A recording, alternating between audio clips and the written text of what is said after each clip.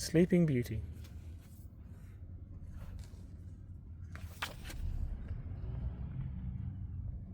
Long, long ago, in a faraway kingdom, a beautiful baby girl was born to the king and queen. They named the new princess Aurora and gave a magnificent feast to celebrate her birth.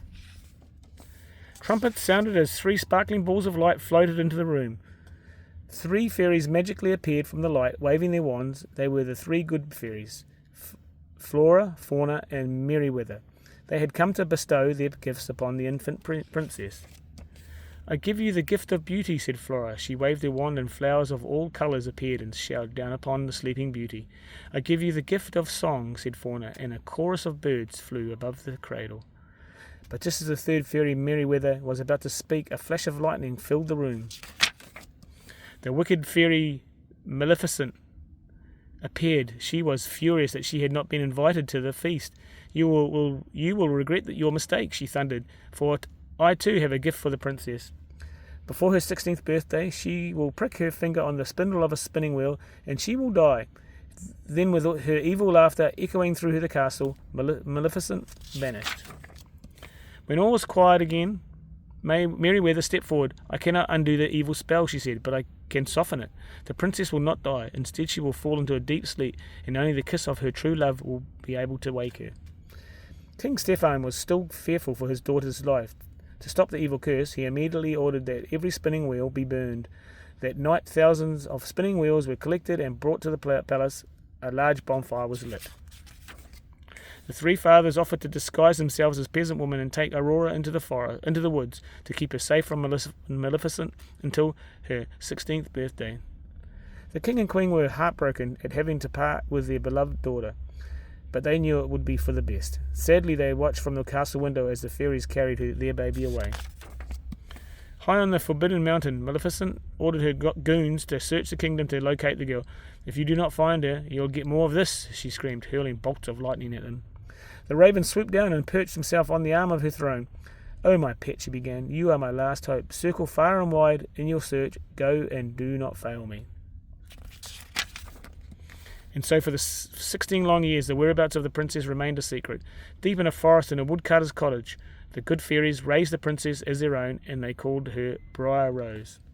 As the years went by, Briar Rose grew into a lovely young woman. She was friends with all the woodland creatures, and she loved to tell them about her fondest dreams of a handsome prince who would one day fall in love with her. Nearby, a young prince on horseback heard her lovely voice. "What is it, Samson?" the prince asked her horse. "Let's find out."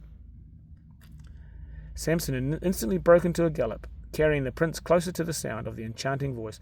But in his haste, Samson tripped, throwing the princess into a muddy pond. Hanging his cloak, hats and boots up to dry, the prince stopped to listen once again for the voice he had heard. He turned to discover his clothes had vanished, and at the same time he saw Briar Rose's animal friends dressed up like a prince. Briar Rose laughed when she saw them. "Oh, my handsome prince," she said, going along with their game. "I've waited so long for you." She did not hear the prince come up behind her. "I'm awfully sorry," he said. "I didn't mean to frighten you." The prince and Briar Rose danced and sang together. It was easy to see that they were falling in love. Back at the cottage, the 3 fairies were in a panic, preparing for Briar Rose's 16th birthday party. Flora had made her a beautiful pink ball gown, and Fauna was putting the finishing touches to a splendid birthday cake. Briar Rose was delighted. "First I met my true love, and now I have these birthday surprises. What a wonderful day." "We have another surprise for you," said Merryweather. "Today isn't just your birthday, it's going to be your wedding day as well." The fairies told her that she was really Princess Aurora, and that she was to marry Prince Philip. "The wedding is to take place this very evening," they said.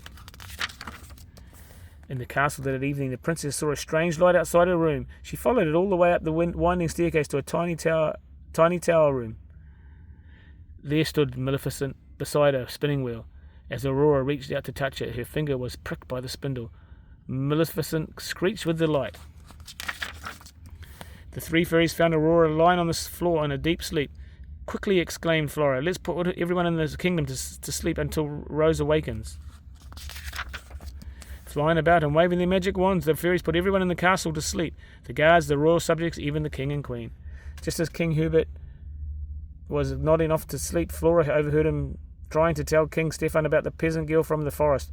Prince Philip insisted he was going to marry. The fairies rushed back to the cottage, hoping that they weren't too late. But Maleficent had already captured the prince and taken him to her dungeon. There she chained him to the wall. "Just try to get to your true love now," she said, laughing cruelly. As soon as Maleficent was gone, Flora, Fauna and Merryweather appeared in the dungeon. They used their magic wands to break the chains and set Prince Philip free. Then they gave him a magic sword and shield, the sword of truth and the shield of virtue. "These are the only weapons that can defeat Maleficent," they told him. "Now go and rescue your true love." Armed with his sword and shield, the prince rushed out to find his princess. As Philip neared the palace, Maleficent created a wall of thorns to stop him, but the prince hacked away at the thorny branches until he got through. Just as the prince reached Aurora's castle, a monstrous dragon leapt down at him from the highest tower. It was Maleficent herself, breathing fire and flashing huge claws.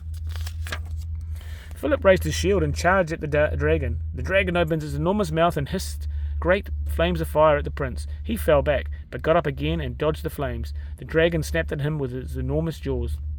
The prince raised his shield, but the dragon's hot breath knocked it into the abyss below. Prince Philip lifted up the sword of truth and flung it at the monster. With the speed of lightning, it sailed through the air and sank straight into the dragon's heart. Howling and shrieking, Maleficent fell to her death, never to rise again. Now the path to King Stephen's castle was clear. Philip mounted Samson and rode through the castle gates, past the sleeping guards, guests and servants. He followed the three fairies up a winding staircase to the tower chamber where Aurora lay asleep. He approached the bed and gently kissed the sleeping princess. Aurora opened her eyes. She gazed up at the face of her true love and smiled. Her dreams had come true, at last. Instantly, everyone in the castle began to awaken too. The evil spell was broken. "It's Aurora, she's here," cried King Stephen. It was a very joyous reunion as the king and queen welcomed their daughters after 16 long years. With open arms, Aurora ran to her parents. All fears were now gone. Maleficent was dead. Then Philip and Aurora danced together as the kings and the queen and all their subjects looked on. It was indeed a joyous celebration. The three good fairies watched the festivities from the balcony above. "I just love happy endings," Fauna said with a sigh.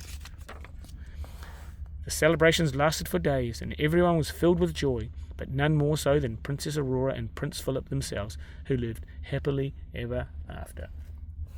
The end.